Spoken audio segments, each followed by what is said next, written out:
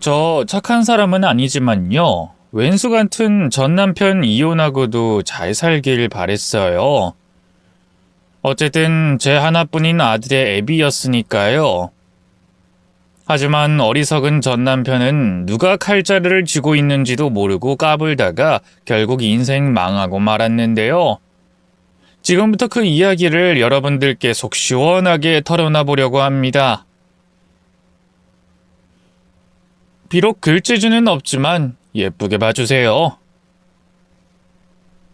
어느덧 예순을 목전에 두고 있는 나이지만 누구나 그렇듯 저도 한때는 꼴처럼 어여쁘던 시절이 있었어요.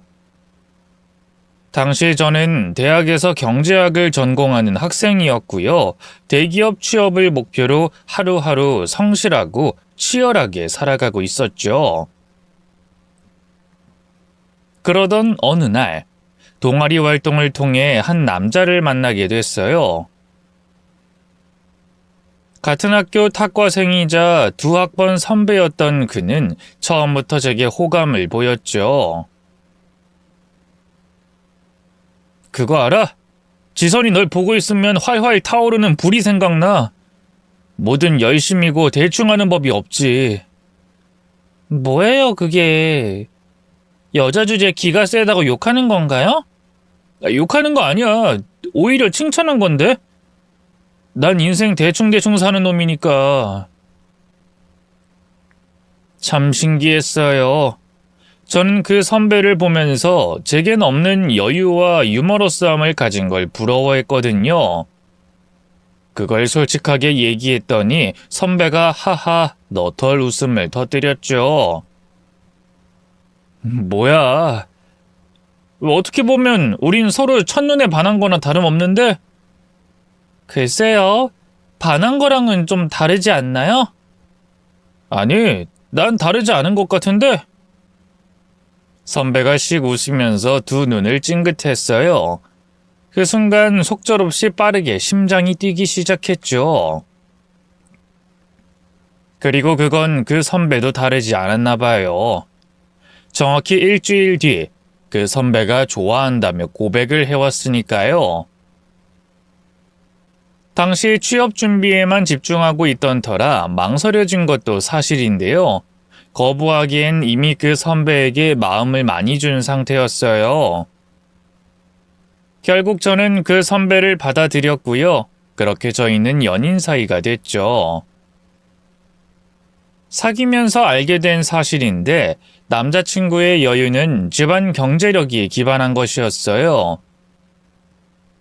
유명 중견기업의 외아들이었거든요. 장차 가업을 물려받을 예정이었기 때문에 저처럼 취업에 목을 벨 필요도 없었고요. 늘 아쉬울 것 없이 돈을 펑펑 썼죠. 선배가 이렇게 부잣집 아들인 줄은 몰랐어요. 저희 부모님은 고향에서 농사 지으시는 평범한 분들인데. 부담스러운 마음을 털어놓자 남자친구는 웃으며 말했어요. 바보. 그런 게 뭐가 중요해. 중요한 건 우리가 서로 사랑한다는 거야. 아우, 닭살. 나 말고도 전에 만나던 다른 여자들한테 다 그랬어요? 선배 바람둥이는 아니죠? 어허, 나 같은 수뇌보한테 그 무슨 망발을. 그만큼 네가 좋으니까 그렇지. 나 대학 졸업하면 우리 바로 결혼하자, 지선아. 남자친구는 입만 열면 결혼 얘기를 꺼냈어요. 처음엔 부담스럽기도 하고 여러 가지로 생각이 많았지만 연애 경험 많은 동기 언니들 말을 들어보니 그건 그냥 사랑해와 똑같은 말이라고 하더군요. 남자들은 원래 여자 사귀면 다 그렇게 말해. 입만 열면 사랑해 사랑해 하는 것처럼. 진짜 식장 날짜 잡고 프로포즈 반지 내미는 거 아니면 무시하면 된다고. 그래서 그 이후로는 저도 그냥 별 생각 없이 넘겼는데요. 웬걸 남자친구는 대학을 졸업하자마자 정말로 제게 프로포즈했어요. 레스토랑을 통째로 빌린 다음 무릎을 꿇고 제게 다이아몬드 반지까지 내밀었죠. 물론 기뻤지만 한편으로는 당황스러웠어요. 당시 전 아직 대학 졸업도 못한 학생이었고 목표로 하던 회사 인턴에 합격한 상태였거든요. 선배, 결혼은 아직 이르지 않아요? 선배도 아버님 회사 다닌 지 얼마 안 됐고 전 아직 학교 졸업도 못했는데. 곧 회사 다니기 시작하면 적응하느라 여유도 없을 거고요. 그 인턴 일 진짜 하게? 해야죠. 어렵게 합격했는데. 나중에 정식으로 입사할 때 가산점도 준대요. 제 대답에 남자친구가 긴 한숨을 쉬었어요. 지선아, 뭐하러 힘든 길을 가려고 해. 그 회사 원래 여자 잘 안 뽑기로 유명해. 아니 비단 그 회사뿐인가 어디? 아무리 시대가 달라졌다고 해도 아직은 여자가 사회생활하기 힘들어. 남자들보다 돈은 훨씬 못 버는데 온갖 잡일 다 도맡아 해야 하고 성희롱 같은 것도 심심치 않게 있고. 근데도 회사 중요한 일은 다 남자들이 처리하지 껴주지도 않아. 저도 아는데 그래도 일단은 해보고 싶어요. 우리 아직 나이도 어리고 결혼은 좀 더 천천히 준비해요. 제 말에 남자친구는 여전히 못마땅한 눈치였지만 마지못해 고개를 끄덕였어요.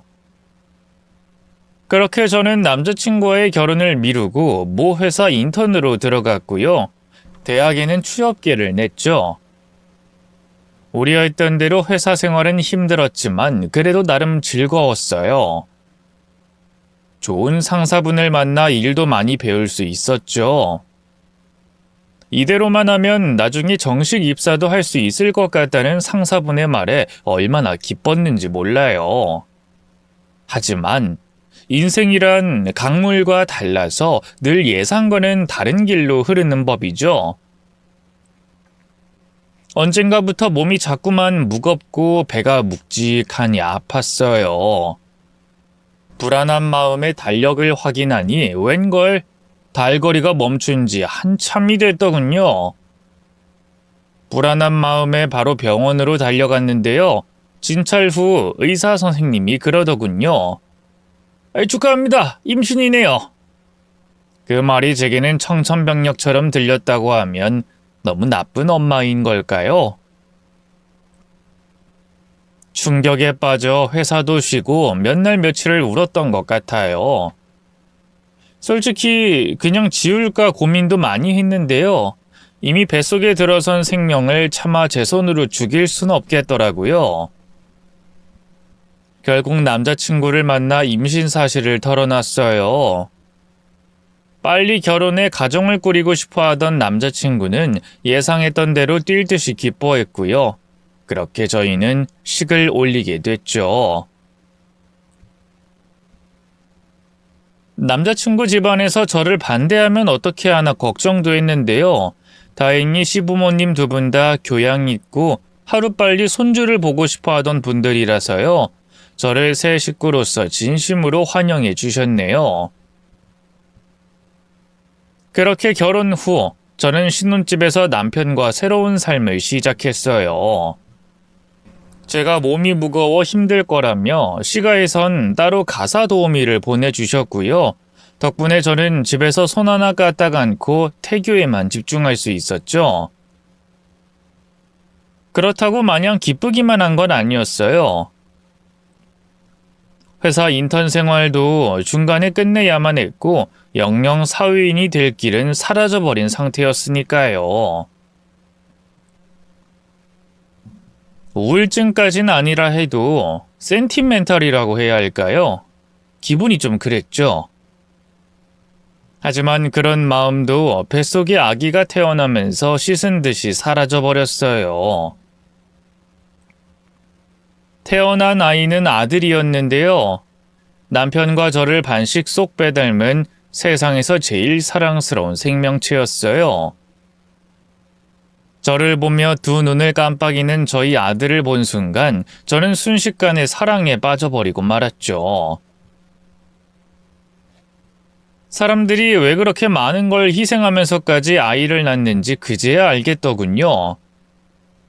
물론 아이를 키우는 건 제가 예상했던 것보다 더 힘들었어요. 아들이 신생아였던 시절엔 잠도 제대로 못 자고 밥도 제대로 못 먹어가면서 육아에 매진해야 했죠.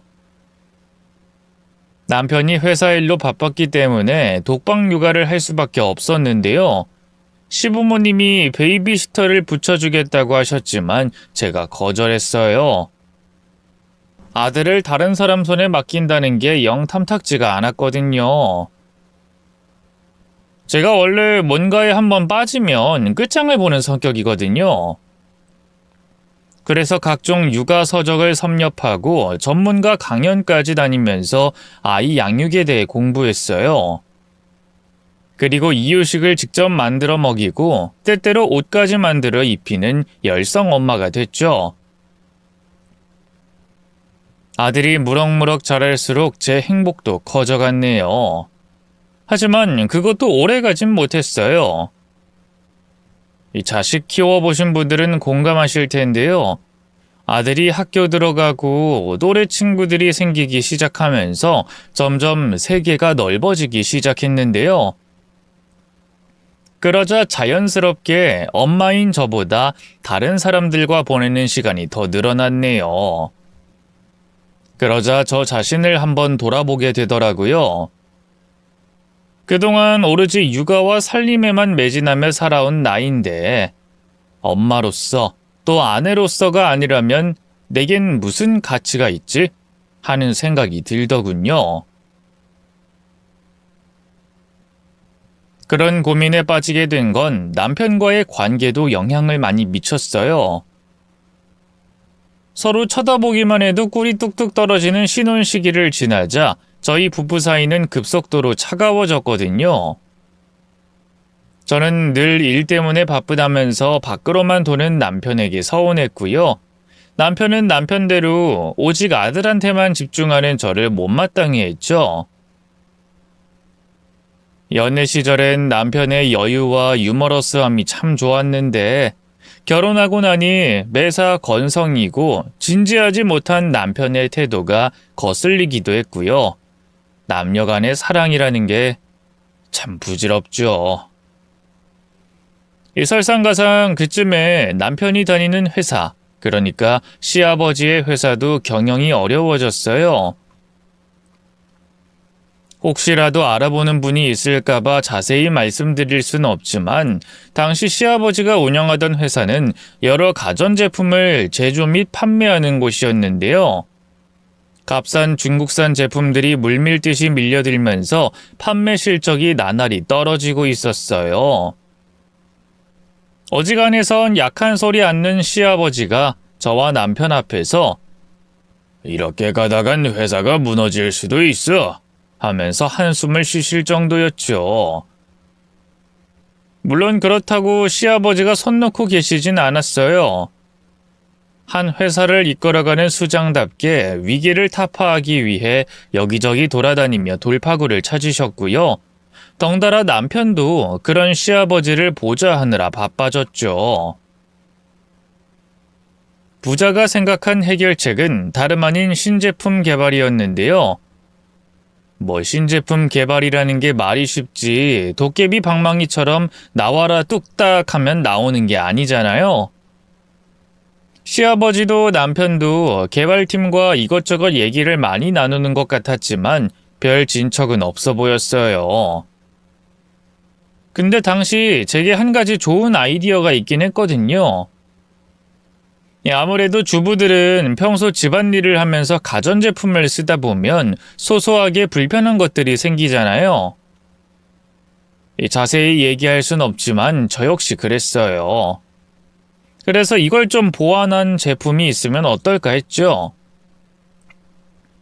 아들 친구 엄마들에게도 슬쩍 운을 띄워보니 그런 게 나오면 당장 살 것 같다고 하더군요. 그래서 고민하다 우선 남편에게 얘기했어요. 그런데 웬걸 남편은 코웃음을 치면서 제 의견을 묵살하더군요. "뭐? 회사 경영이 집에서 밥 짓는 거랑 똑같은 줄 알아? 허튼 소리 하지 말고 그럴 시간에 찬영이나 더 신경 써." 무시하는 듯한 뉘앙스에 솔직히 기분이 좋진 않았어요. 그래서 저도 모르게 격양된 어조로 말했죠.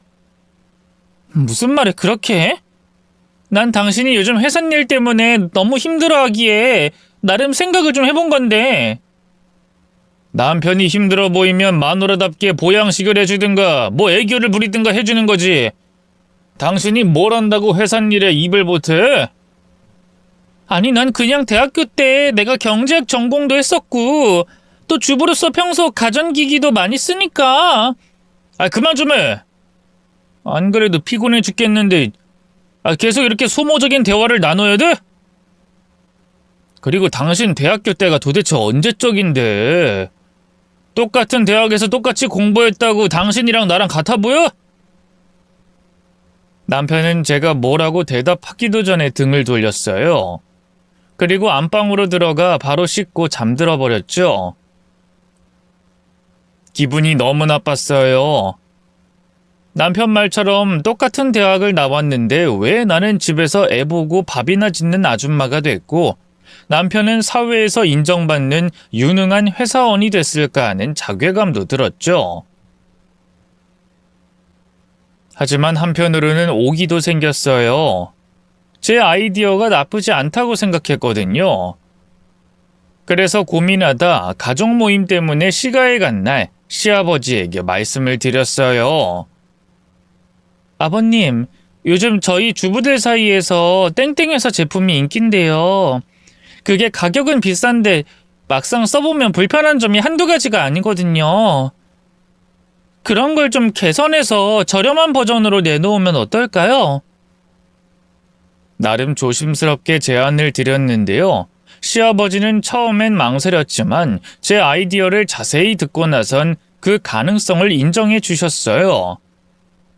좋아, 한번 해보자. 네가 그렇게 확신한다면 나도 믿어보마. 정말요? 감사합니다, 아버님. 그러자 그때까지 잠자코 지켜보던 남편이 버럭 고함을 질렀어요. 아버지, 이 사람이 뭘 한다고요? 괜한 짓이에요. 이번에도 신제품 개발 실패하면 저희 회사 끝장이라고요. 그러니까 이럴 때일수록 아무것도 모르는 제3자의 말을 들어봐야지. 그동안 네가 주도해서 냈다가 말아먹은 신제품이 몇 갠데? 어머한테도 기회를 한번 줘보자꾸나. 이 사람이 회사 일을 어떻게 해요? 찬영이도 있는데. 찬영이 학교랑 학원 다니느라 집에 없는 시간이 훨씬 많은데 뭐가 문제야? 정손이 필요하면 사람 쓰면 되니까 넌 조용히 하거라. 회사 사장인 내가 허락했는데 돈 왈가왈부 입대지 마. 솔직히 시아버지가 그렇게 전적으로 제 편을 들어줄 줄은 몰랐기 때문에 깜짝 놀랐어요. 아주 나중에 알게 된 사실이지만 시아버지는 제가 인턴으로 일하던 회사의 사장님과 잘 아는 사이였어요. 제 평판이 워낙 좋아서 결혼도 선선히 허락한 거였고요. 한 가족이 된 뒤로도 침착하고 눈썰미가 좋은 저를 눈여겨보고 계셨다고 하더군요. 그렇게 저는 회사의 개발팀과 함께 협력하여 제품을 개발하기 시작했습니다. 수많은 밤을 새우며 연구하고 여러 테스트를 또 거듭했죠. 마침내 제품이 완성되고 시장이 출시되었을 땐 마치 자식을 하나 더 낳은 기분이 들었네요. 그런 제품이 시장에서 철저하게 외면받을까봐 얼마나 떨렸는지 몰라요. 하지만 다행히 신제품에 대한 소비자들의 반응은 폭발적이었어요. 출시 첫날부터 엄청난 주문이 쏟아졌고요. 전 직원이 동원돼 생산과 배송에 매달려야 했죠. 사용 후기도 하나같이 다 좋았네요. 그렇게 제품은 대히트를 쳤고 회사는 다시금 활기를 되찾았어요. 시아버지도 기쁨을 감추지 못하며 저를 칭찬하셨죠. 어머마, 네 덕분에 회사가 살아났어. 정말 고맙다. 고맙긴요, 아버님. 저야말로 감사드려요. 회사 생활 한번 제대로 못해본 제 말을 믿고 지지해 주셔서. 내가 사업하다 보니 사람 보는 눈 하나는 기가 막히거든. 네가 뛰어난 인재라는 걸 진작에 알아봤지. 그래서 말인데 어머마, 앞으로도 제품 개발부에서 계속 일해보는 게 어떻겠니? 물론 정식으로 계약서 쓸 거고 다달이 월급도 나갈 거다. 생각지도 못했던 제안에 얼마나 놀랐는지 몰라요. 한편으로는 시아버지가 제 능력을 인정해 준 것 같아 기쁘기도 했죠. 거절할 이유가 없었어요. 저는 냉큼 그러겠다고 했고요. 그 뒤로 시아버지와의 사이도 한층 돈독해졌죠. 반면 남편과의 관계는 날이 갈수록 삐걱거렸어요. 남편은 제 성공을 기뻐하기는커녕 오히려 질투를 느꼈습니다. 제가 회사에서 주목받고 인정받는 것을 못마땅히 했죠. 그럴 만도 했어요. 남편은 시아버지 회사로 들어간 이후 이렇다 할 실적을 낸 게 하나도 없었으니까요. 사실 제가 사랑하는 남자긴 했지만 남편에겐 일머리가 없었어요. 시아버지처럼 사업적인 수완이나 배포도 없었고요. 심지어 게으르기까지 했죠. 그러나 시아버지에게 아들이라곤 남편 하나뿐이었으니 회사를 안 물려줄 수도 없고 시아버지도 내심 걱정이 많았던 것 같더라고요. 그러던 찰나에 며느리인 제가 회사를 위기에서 구했으니 얼마나 마음이 놓이셨겠어요. 그러나 그런 상황에 남편은 오히려 초조해진 것 같았어요. 가부장적인 사람이라 마누라인 제가 자기 기를 죽인다고 생각한 것 같더군요. 회사에서도 툭하면 시비를 걸더니만 결국 어느 날 새벽 늦게 술에 잔뜩 취한 상태로 들어와선 그러더군요. 왜 자꾸 당신이 나서서 일을 하려는 거야? 우리 아버지 회사고 장차 내 회사가 될 건데 왜 자꾸 당신이 끼어들어서 숟가락을 얹으려고 하냐고. 무슨 말을 그렇게 해? 내가 남도 아니고 나도 이 집 식구잖아. 난 그냥 회사가 잘 되길 바랬을 뿐이야. 그게 우리 당신을 포함한 우리 가족 모두가 잘 되는 거니까. 저는 남편이 제 마음을 알아주길 바래서 진심을 담아 대답했어요. 하지만 남편은 제 말을 듣지 않더군요. 웃기고 있네. 당신이 날 그렇게 생각한다면 그럼 내가 그 아이디어 별로라고 했을 때 내 말을 왜 무시했는데? 당신 똑똑히 말해봐.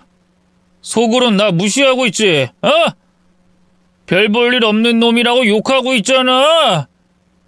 이게 아주 그 신제품 좀 잘 팔렸다고 지 남편을 우습게 보고 말이야. 술에 취한 남편은 완전히 다른 사람 같았어요. 거친 말투로 계속해서 화를 냈고요. 심지어 저를 강한 힘으로 밀치기까지 했죠. 이러지 마. 이러다 찬영이 깨겠어.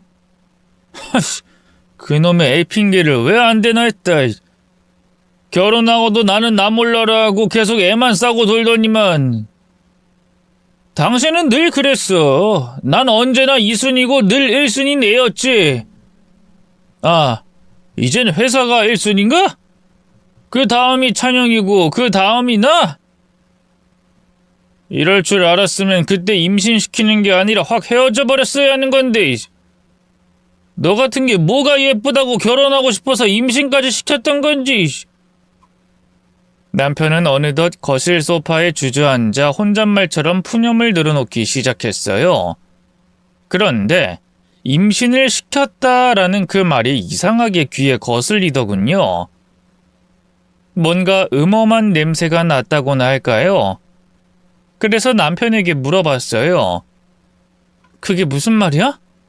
나랑 결혼하고 싶어서 뭐 일부러 임신이라도 시켰었다는 거야? 그러자 돌아온 대답은 너무나 충격적이었어요. 그래! 네가 자꾸 주제도 모르고 비싼 척하길래 열받아서. 기집애가 회사는 뭔 놈의 회사야. 그깟 거지 같은 회사에서 인턴하느니 나랑 결혼하는 게 훨씬 나은 선택인 건 지나가던 동네 개도 알겠구만. 어쩐지 이상하다 했어. 분명 피임약도 꼬박꼬박 먹고 있었는데 갑자기 임신이라고 해서. 도대체 무슨 방법을 쓴 거야? 네가 먹던 그 약 내가 몇 개 좀 바꿔치기 했었지, 소화제로. 남편의 말에 저는 큰 충격을 받았어요. 정말 내가 사랑하던 남자가 맞나? 맞다면 어떻게 이런 끔찍한 짓을 내게 저지르고 지금까지 입을 싹 닫고 살았나? 기가 막히더군요. 당신 지금 그걸 말이라고 해? 당신 애가 어떻게든 그 회사 들어가고 싶어 했다는 거 당신도 다 알았잖아. 내가 얼마나 열심히 일했는지, 얼마나 성공하고 싶어 했는지 다 알았잖아. 근데 찬영이 생기는 바람에 결국 그 모든 걸 포기하고 당신이랑 결혼한 건데, 애초에 그게 다 당신이 계획한 거였다니 어떻게 그럴 수가 있어? 이제 와서 뭘 따지고 들어? 그렇게 억울하면 찬영이 다시 뱃속에 집어넣든가. 뭐? 지금 그런 얘기가 아니잖아. 아, 시끄럽게 떽떽거리지 마. 나 잘 거니까. 남편은 손을 휘휘 저으며 거실 바닥에 들어 누웠어요. 그리고는 순식간에 코를 골며 자기 시작했죠. 제게 저질렀던 잘못에 대해선 일말의 반성도 없어 보였네요. 그런 남편이 너무 무서웠어요. 한편으로는 가슴 깊숙한 곳에서 미움, 아니 그보다 더한 증오를 닮은 감정이 끌어올랐죠. 아들을 낳고 키운 걸 후회하는 건 아니었어요. 하지만 저를 속이고 계획도 없이 제 미래를 바꿔버린 남편이 원망스러웠네요. 저는 그렇게 생각해요. 부부 사이에 사랑보다 더 중요한 건 믿음이라고. 하지만 애초에 저희는 남편의 거짓말과 사기로 결혼하게 된 거였고, 제가 그 모든 사실을 알아버렸으니 어떻게 결혼 관계를 지속할 수 있겠어요? 저는 잠든 남편의 옆에서 꼬박 밤을 지새웠고요. 뿌옇게 동터오르는 새벽녘의 하늘을 바라보면서 결심했어요. 남편과 이혼해야겠다고 말이죠. 하지만 운명의 장난이란 인간에게 어쩜 그리도 가혹하던지요. 남편과 이혼을 결심하고 얼마 안 돼 둘째가 생기고 말았어요. 지우겠다고 생각했지만 막상 병원에 가서 아이의 뛰는 심장 소리를 들으니 마음이 약해지더군요. 남편도 그런 제 마음을 교묘하게 이용했어요. 나랑 이혼하면 찬영이랑 뱃속에는 어떡할 건데? 당신 혼자 키울 거야? 뭐 당신 똑똑하고 독한 여자니까 혼자 어떻게 키울 순 있겠지. 근데 애들한테 아빠의 빈자리는 분명히 느껴질 거야. 세상이 몇 번이고 느끼게 만들 거라고. 당신 사촌이 한부모 가정이라 당신도 잘 알잖아. 남편의 말은 사실이었어요. 제 사촌 동생 중 한 명이 결혼하자마자 사고로 남편을 잃었는데요. 과부가 된 뒤로 이런저런 상처를 참 많이 받았거든요. 자식들도 마찬가지였고요. 애비 없는 자식이라고 학교 애들이 따돌리는 통에 학교까지 옮겼을 정도니까요. 그걸 바로 옆에서 지켜봤기 때문에 차마 이혼을 강행할 수가 없었어요. 남편도 그런 제 망설임을 읽었는지 은근슬쩍 숙이고 들어오더군요. 저번에 술 먹곤 내가 잘못했어. 난 한 번도 아버지한테 인정받은 적이 없는데 당신이 대뜸 그렇게 큰 성과를 내니까 질투가 나서. 그래서 괜한 마음에 당신한테 없던 일까지 지어낸 거야. 지어낸 거라니? 찬영이 임신시킨 거 말이야? 그래. 설마 아무렴 내가 그런 파렴치한 짓을 당신 몰래 했겠어? 따지고 보면 그것도 다 범죄인데? 그럼 약을 바꿔치기 한 적이 없단 말이야? 당연하지. 그냥 해본 소리야. 근데 어떻게 임신이 된 건데? 그건 나도 모르지. 뭐 피임약을 당신이 실수로 빼먹은 걸 수도 있고. 어쨌든 난 그런 짓 안 했어. 그냥 당신 화나게 하려고 되는 대로 짓거린 거라고. 솔직히 남편의 말을 믿을 수가 없었어요. 이제 와서 수습한다는 느낌이 강했죠. 그렇지만 알면서도 속아주는 수밖에 없었어요. 아이들을 생각해서 말이죠. 결국 저는 남편과의 이혼을 철회했고요. 같이 부부 상담까지 받으면서 관계를 회복하려고 노력했어요. 남편의 자존심을 건드리지 않기 위해 결국 회사도 그만뒀네요. 시아버지는 아쉬워하셨지만 제가 둘째 임신 소식을 알리자 더는 잡지 않으시더군요. 그렇게 저는 둘째 딸을 낳고 키우며 다시 엄마이자 아내의 생활로 돌아갔어요. 솔직히 회사 생활이 조금도 그립지 않았다면 거짓말이었지만 그래도 아이들이 주는 기쁨에 충만한 나날들이 이어졌네요. 나이가 들수록 시간은 왜 그리도 빠르게 흘러가던지요. 정신을 차려보니 어느덧 둘째가 유치원에 들어갈 나이가 됐고요. 그쯤 시아버지는 건강상의 이유로 경영에서 물러나고 남편이 차기 사장이 됐어요. 남편은 신이 나서 회사에 이런저런 변화를 주고 싶어 했어요. 경영진들이 말렸지만 회사 브랜드 이름을 바꾸고 신제품을 여러 개 무리해서 내놓는 등 대대적인 개혁을 시작했죠. 남편이 뭣도 모르고 벌인 일인 만큼 당연히 결과는 그리 좋지 못했어요. 간신히 나아졌던 회사 실적이 또다시 바닥을 기기 시작했죠. 자연스레 저희 부부관계도 점점 악화돼 갔어요. 회사 일에 스트레스 받은 남편은 집에서 자꾸만 말도 안 되는 트집을 잡았어요. 멀쩡한 국이 짜다고 밥상을 뒤엎는가 하면 집이 너무 지저분하다고 제게 고함을 지르곤 했죠. 남편이 제게 그렇게 함부로 구는 건 그래요. 100번 양보해서 참을 수 있었어요. 하지만 아이들에게 난폭하게 구는 것만큼은 견딜 수가 없었네요. 남편은 평소에도 빈말로라도 좋은 아빠라고 할 수가 없었어요. 아이들이 다가와 놀아달라고 할 때마다 저리 가라면서 짜증을 냈고요. 그도 아니면 지갑에서 돈을 꺼내 쥐어주고 나가 놀라고 했죠. 그런데 회사 경영 실적이 악화되자 아이들에게도 조금씩 화를 내기 시작했어요. 애들이 도란도란 대화만 나눠도 시끄럽다면서 고함을 지르고요. 딸애가 한 번은 실수로 컵을 깼는데 그 자리에서 매를 들었죠. 언젠가부터 아이들은 남편을 무서워하더군요. 남편이 아이들에게 좋은 아빠가 아닌데 이 결혼을 지속하는 게 의미가 있을까? 그런 회의감이 드는 나날들이 매일같이 이어졌어요. 저는 또다시 이혼을 생각할 수밖에 없었는데요.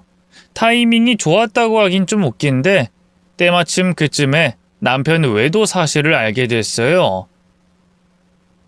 회사의 어린 여직원과 대놓고 눈이 맞았더군요. 저만 좀 늦게 알게 됐을 뿐 사내 직원들은 전부 다 그 사실을 알고 있었죠. 한때 남편을 사랑했던 만큼 물론 상처는 컸는데요. 그렇다고 눈물이 나오진 않았어요. 오히려 더 쉽게 이혼을 결정할 수 있어 잘 됐다는 생각만 들더군요. 저는 남편 모르게 남편의 외도 증거를 수집하기 시작했어요.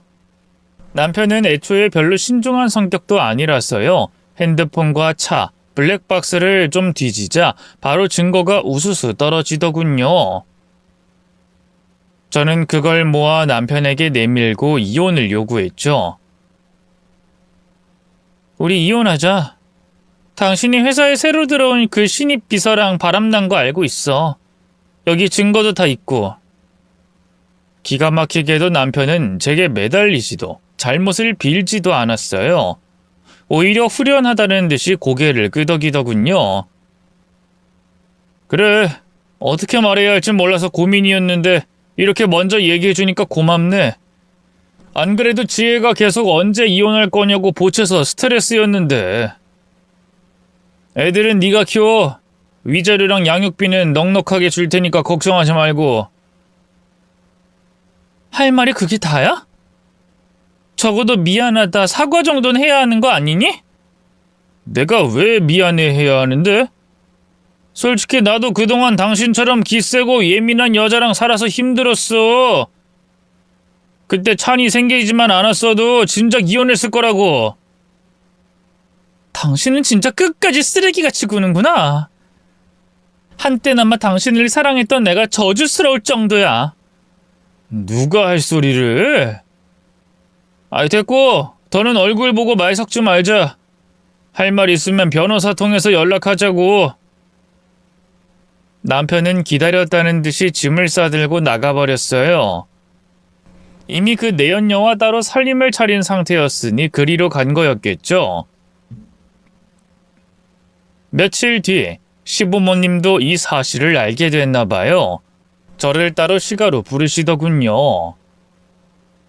솔직히 무슨 말씀을 하시려고 그럴까 걱정도 많이 했어요.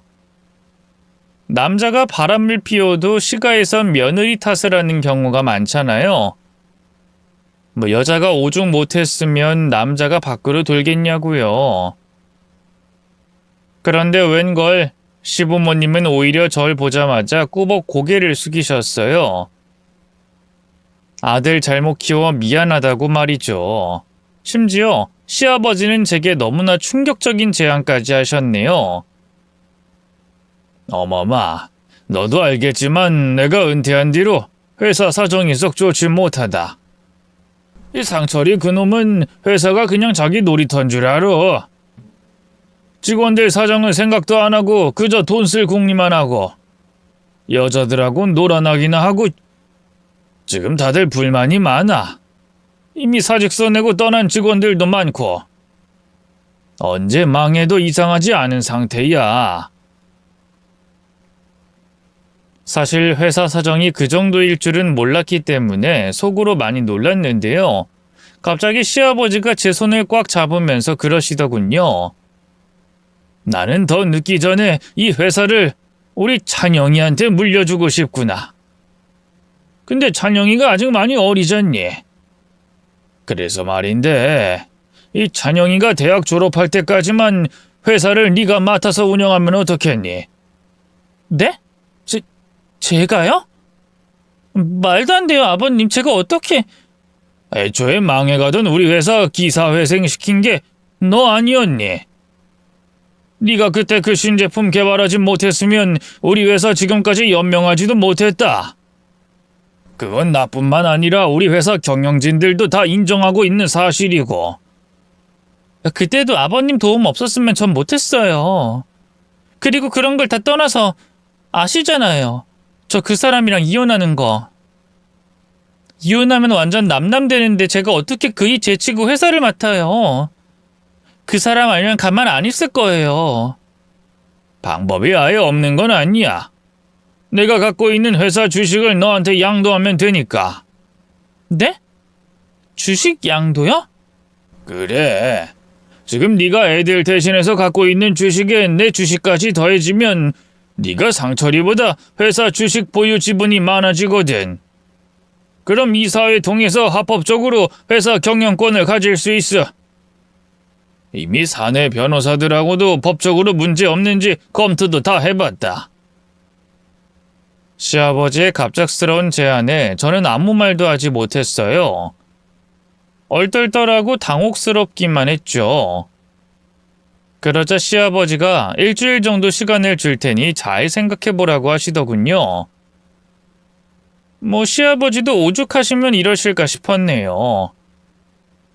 자기가 피땀 흘려 이룩한 회사를 남편이 다 말아먹게 생겼으니 어떻게든 손주에게 무사히 물려주고 싶어 방법을 고심하셨던 거겠죠. 하지만 고민하면 할수록 이건 좀 아니다 싶었어요. 전 남편이 알면 절대 가만히 있지 않을 게 뻔했으니까요. 혹시라도 애들한테 해코지하는 건 아닐까 두렵기도 했네요. 무엇보다 아들이 회사 경영과는 상관없이 자유롭게 자기 꿈을 펼치길 바랬어요. 당시 아들은 농구를 배우고 있었는데요. 소질이 남달라서 유소년 국가대표까지 준비할 정도였거든요. 제가 이대로 남편과 경영권을 두고 싸움을 시작한다면 아들도 자기 꿈을 포기해야만 했죠. 이 잘난 엄마는 아니었지만 그래도 아들의 미래를 제가 정해주고 싶진 않았네요.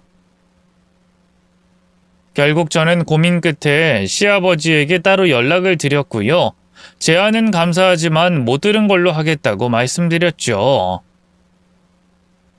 시아버지는 많이 실망하신 눈치였지만 그래도 제 의사를 존중해 주셨어요. 지난해 했던 결혼 생활과 달리 이혼은 참 허무할 정도로 쉬웠어요. 이혼 후 저는 남편 그리고 시부모님과도 완전히 연락을 끊었고요. 친정 근처에 있는 작은 소도시로 이사를 갔어요. 그곳에서 아이들과 새 삶을 시작할 작정이었죠. 걱정했던 것과 달리 아이들은 새 학교에 금방 적응했고요. 저도 집 근처에 있는 작은 마케팅 회사에 취업할 수 있었어요. 지금까지 한 번도 해보지 않은 분야라서 우여곡절이 많았는데요. 그래도 회사에 있는 분들이 다 좋으셔서 인내심을 갖고 차근차근 저를 가르쳐 주셨죠. 그때만 해도 꿈에도 몰랐어요. 남편과 생각지도 못한 곳에서 조우하게 될 줄은 말이죠. 그날도 평소처럼 회사에 출근해 일하고 있었는데요. 부장님이 갑자기 급하게 절 찾으셨어요. 어이, 지선씨, 지금 시간 돼? 네? 무슨 일 있나요? 아니, 오늘 업체 미팅 가야 하는데 그 김 실장이 갑자기 맹장이 터져서 말이야. 출근을 못했어. 아니, 지금 연말이라 다들 바빠서 나 혼자 가야 할 것 같은데 알잖아, 내가 면허가 없어서. 아, 걱정 마세요. 제가 같이 갈게요. 저희 부장님이 특이하게 그 나이까지 운전면허가 없으셨거든요. 그래서 제가 대신 부장님을 모시고 업체 미팅을 가기로 했어요. 그런데 운전을 하면 할수록 길이 익숙하다 싶었는데 웬걸? 글쎄 미팅하는 업체가 전 남편이 운영하는 회사인 거예요. 거기까지 가서 저는 안 들어가겠다 할 수도 없고 결국 회사 사무실 안까지 부장님과 같이 들어가게 됐고요. 미팅 자리에 있던 전 남편도 이윽고 저를 발견했죠. 뭐야? 당신이 여긴 왜 왔어? 그게 나도 오고 싶어서 온 거 아니야. 오늘 미팅하기로 한 땡땡사 지금 내가 다니고 있는 회사거든. 나도 오기 전까진 몰랐어. 알면 안 왔을 거야. 그러자 전 남편이 대놓고 비웃음을 흘렸어요. 웃기고 있네. 당신이 먼저 이 회사 전 남편 회사다. 내가 가서 얘기 잘해서 일감 따내겠다 한 건 아니고? 당신 일에 있어선 물불 안 가리는 여자잖아. 신제품 개발할 때도 난 쏙 따돌리고 아버지한테 싸바싸바 했던 전적이 있는데 내가 그 말을 믿을 것 같아? 아무것도 모르고 오긴 개뿔이. 그런 거 아니야.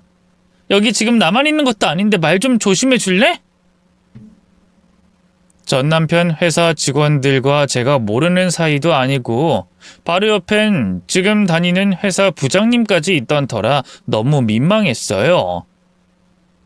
다행히 부장님이 눈치가 좋은 분이라 그런지 얼른 입을 열어 저를 변호해 주셨죠. 어이 사장님, 그 지선 씨는 정말 아무것도 몰랐습니다. 오늘 원래 다른 직원이 같이 오기로 한 건데 그 직원이 갑자기 일이 생기는 바람에 급하게 대타로 나온 거거든요. 알았으면 지선 씨도 저도 이런 불편한 상황 만들지 않았을 텐데 죄송합니다. 어차피 일 얘기는 제가 할 거니까요. 조금만 양해해 주시죠. 저희 회사가 생긴 지 얼마 안 된 신생이라서요. 이번에 전 남편 회사와 무슨 일이 있어도 광고 계약권을 따내야만 하는 상황이었어요. 즉, 전 남편이 갑인 상황이었죠. 전 남편도 그걸 알았기 때문인지 부장님의 말엔 대답도 안 하고요. 거만한 태도로 자리에서 일어나더군요. 제가 그런 양해를 할 필요는 없잖아요. 널리고 널린 게 마케팅 회사인데 더 얘기할 이유 없을 것 같으니 이만 가주시죠. 당신 정말 이럴 거야? 오늘 내가 일부러 온 게 아니라고 얘기했잖아. 일에 사적인 감정 섞으려고 하지 마. 웃기고 있네. 애초에 사적인 감정 섞은 게 누군데? 내가 예정 때문에 너네 회사랑 계약 맺어줄 줄 알고 일부러 온 거면서 웃겨 진짜. 구질구질하게 왜 찾아왔냐? 더는 귀찮게 굴지 말고 썩 꺼져. 전 남편은 정말 조금도 달라진 게 없더군요. 여전히 일보다는 자기 감정이 우선인 사람이었죠. 너무 화가 났지만 회사 대표로 온 건데 난동을 부릴 수도 없었어요. 결국 저는 부장님과 둘이 일어날 수밖에 없었고요. 주차장까지 내려오는 길에 몇 번이고 부장님에게 죄송하다고 사과했네요. 물론 부장님은 제 잘못이 아니니 사과할 거 없다고 이해해 주셨지만요. 일단 회사로 돌아가자고. 그 사장님한테 내가 잘 말씀드릴 테니까 걱정하지 마. 그렇게 부장님을 모시고 다시 차에 올라타려던 순간이었어요. 갑자기 뒤에서 누군가 잠깐만요 하면서 절 부르더군요. 고개를 돌려보니 웬걸 전 남편 회사 직원 중 한 분이 달려오고 있었어요. 말이 회사 직원이지 시아버지 때부터 오랫동안 일하셨던 경영진 중 한 분이셨죠. 사모님, 아니 이젠 지선 씨라고 해야 하나? 어쨌든 잠깐 저랑 얘기 좀 할 수 있을까요? 네? 무슨 얘기요? 여기서 말하긴 좀 그런데. 그러자 부장님이 눈치껏 담배를 피우고 오겠다면서 자리를 비켜주셨어요. 그리고 마침내 그 직원분과 저 단둘이만 남겨졌을 때 그 직원분이 갑자기 제 앞에 무릎을 꿇으시더군요. 아니 지금 이게 뭐 하시는 거예요? 무릎은 왜 꿇으세요? 지선 씨, 제발 다시 우리 회사로 돌아와 줘요. 전 사장님한테 얘기 들었습니다. 지금 사장님 이혼할 때 전 사장님이 회사 지선 씨한테 주려고 했었다는 거. 지금이라도 그 제안 다시 생각해 주면 안 될까요? 네? 갑자기 그게 무슨... 당황한 제게 그 직원분이 회사 사정을 설명하기 시작했어요. 몇 년 새 전 남편은 회사를 더 망쳐놨더군요. 그 내연 영화는 진작에 헤어지고 지금은 새 여자를 사귀고 있는데요. 글쎄 그 여자를 부사장으로 앉혔다지 뭐예요? 실적은 여전히 바닥을 기고 있는데 둘이서 회사 돈으로 온갖 사치를 부리고요. 지금은 직원들 월급까지 밀릴 정도로 상황이 안 좋다고 하더군요. 이대로는 회사 문 닫는 것도 조만간입니다. 그동안 전 사장님만 열심히 이 회사를 읽어온 게 아니에요. 나도 그렇고 다른 직원들도 그렇고 이 회사를 내 회사다 생각하면서 청춘을 바쳤어요. 제발 부탁입니다. 저를 비롯한 저희 직원들은 사모님이 다시 회사로 돌아오길 바라고 있어요. 제발 저희 좀 살려주십시오. 그 순간 전 결심했어요. 시아버지와 직원분들을 위해서라도 전 남편의 만행에 단죄를 내려야 한다고 말이죠.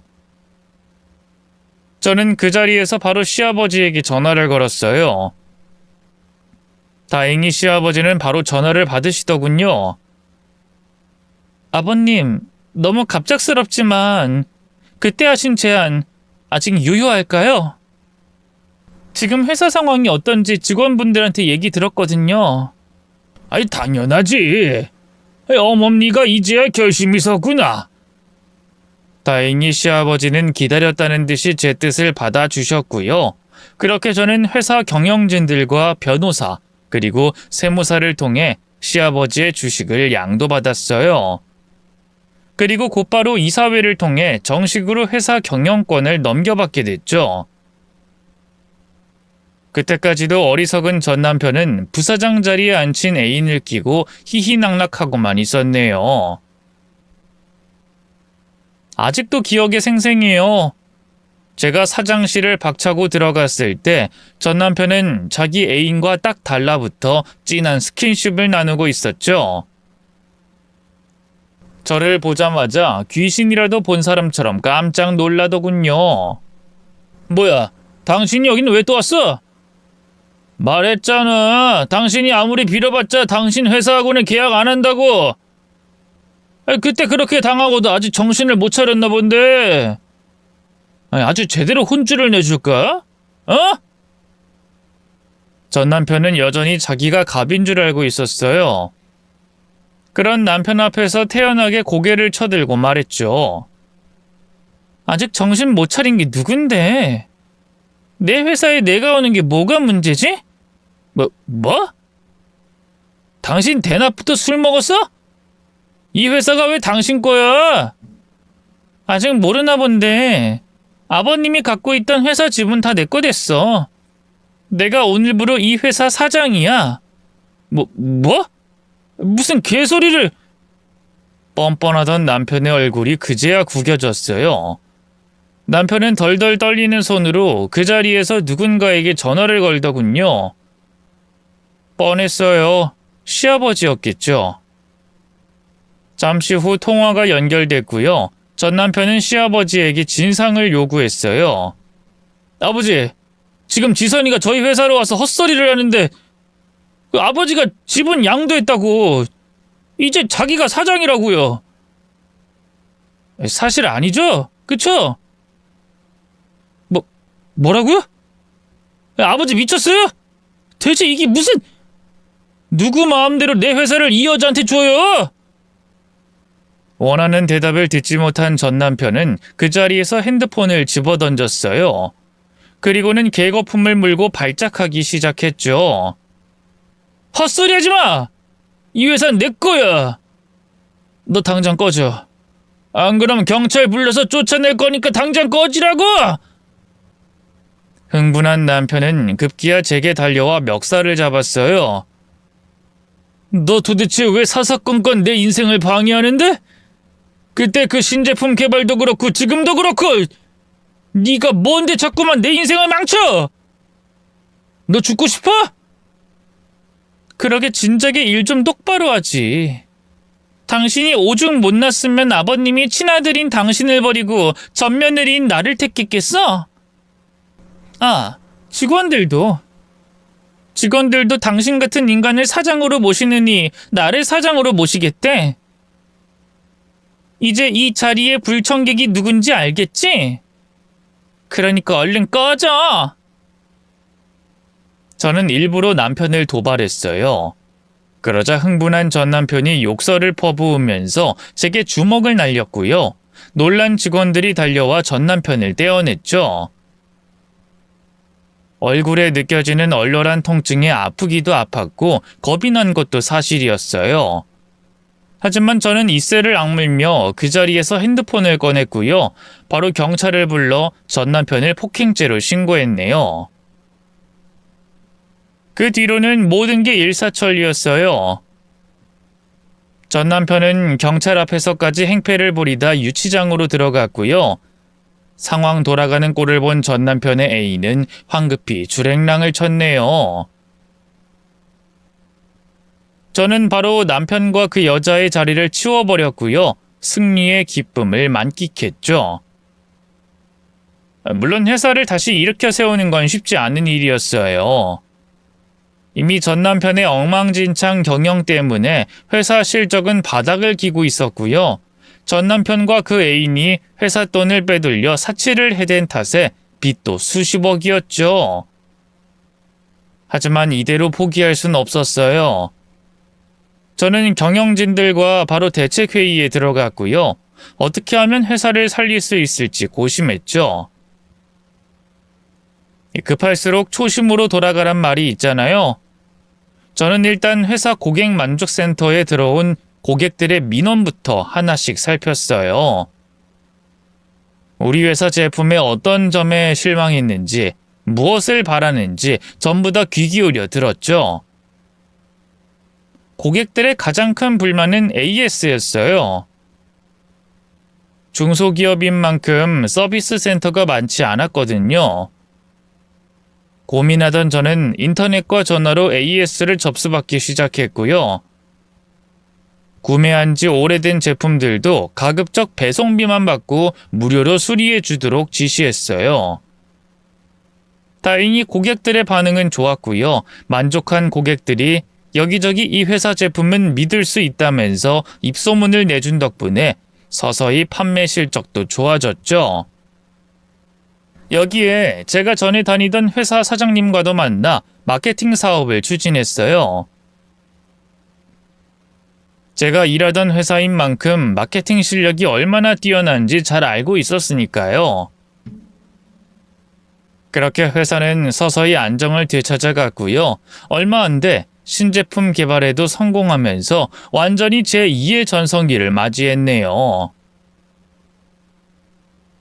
시아버지는 제 손을 잡고 회사를 다시 일으켜 세워줘서 고맙다면서 눈물까지 흘리셨죠. 물론 전 남편이 이 모든 상황을 순순히 지켜보고만 있진 않았어요. 전 남편은 시아버지와 다투다 결국 집에서 쫓겨났는데요. 그래도 정신을 못 차리고 기어이 변호사를 선임해 회사를 빼앗겼다고 소송을 걸었어요. 물론 합법적인 절차를 거쳐 회사를 넘겨받은 만큼 당연히 제가 승소했죠. 그럼 그때라도 정신을 차리고 빌었으면 좋았을 텐데 전 남편은 복수심에 불타 무리하게 사채까지 써서 새로 회사를 차렸어요. 기존에 잘 나가던 회사도 말아먹은 사람이 새 회사라고 잘 이끌었을 리 있나요? 결국 그 회사는 1년도 못 가 폭삭 망해버렸고요. 전 남편은 수억의 빚을 지고 사채업자들에게 쫓기는 신세가 됐죠. 지금은 살았는지 죽었는지도 모르는데요. 다 자업자득이라고 생각합니다. 시부모님한테도 오죽 못했으면 시부모님이 전 남편을 찾지조차 않겠어요?